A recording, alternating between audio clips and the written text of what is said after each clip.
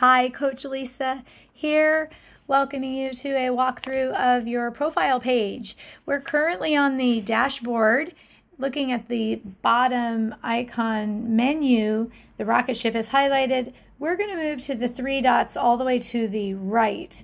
That's more and your profile page access.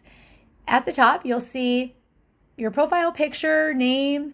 Please, as soon as you can, add that profile picture to your account, as it makes working with the app, from my perspective, easier to see the images associated with each client.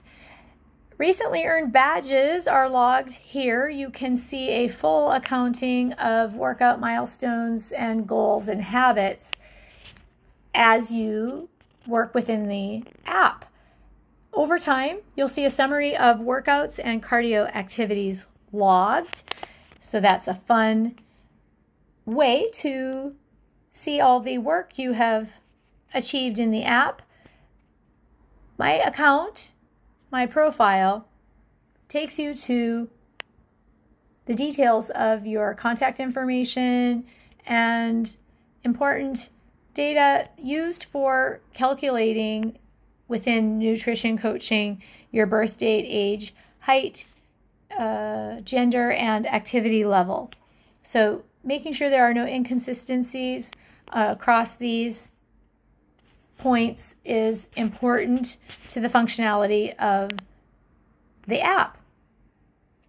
You can see below my profile, you have access to your meals, saved meals through the food logging.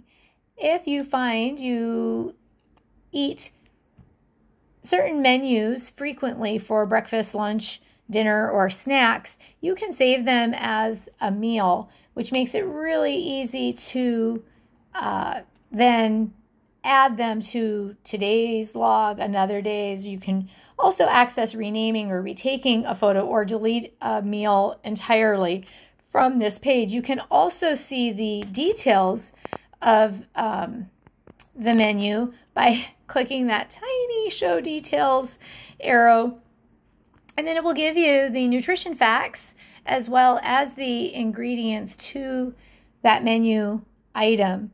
You may edit by adding a food, adding a description, or deleting an ingredient. Just swiping left and then hitting that trash can would delete that ingredient. So it's a great way to also search the library of meals you may save over the time of using the app and logging food. The location may not be as valuable since we're working virtually or online together, but if we should work in studio, this is useful, as well as the social contacts, so website and media platforms. Below that, you see my settings. Notifications, probably the most important thing on this page, that we are able to communicate via the app through messaging and reminders about appointments or actions that you've set as priorities.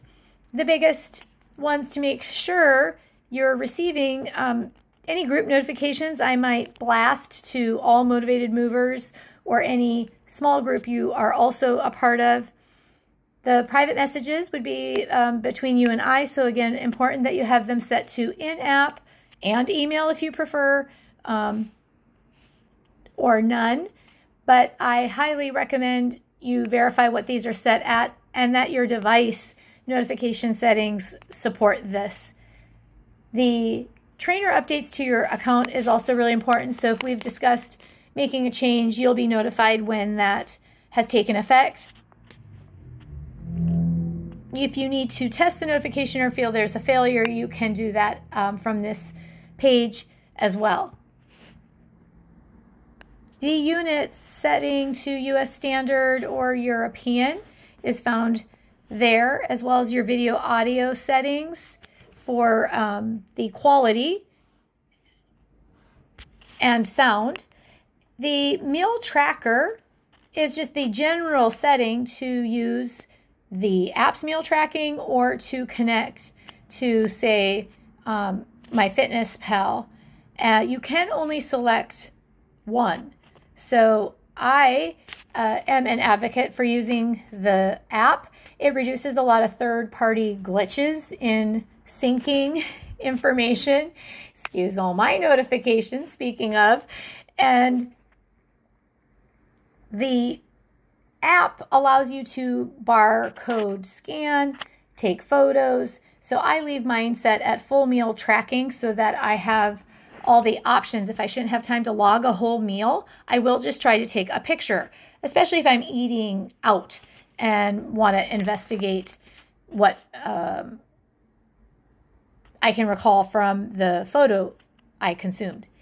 The wearables are also connected from your profile page. So if you have a Fitbit, an Apple Watch, a Withings, a Garmin, I have my Garmin connected so it auto loads my steps, sleep, resting heart rate, any metrics that my watch captures are synced to the app from that dashboard page. It's really valuable to confirm and when you're maybe hitting some of those actions. If you need additional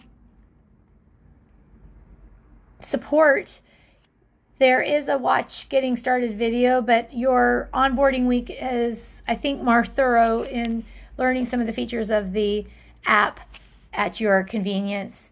Signing out, you don't need to sign out from the app unless it is glitching.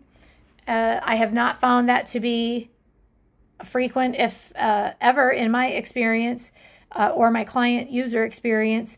But sometimes if the app is funky or something isn't syncing, you can sign out, sign back in. That would also update the Trainer Eyes version of the current app. Thank you so much for hanging in and walking through this with me. I will see you in our next, much shorter tutorial.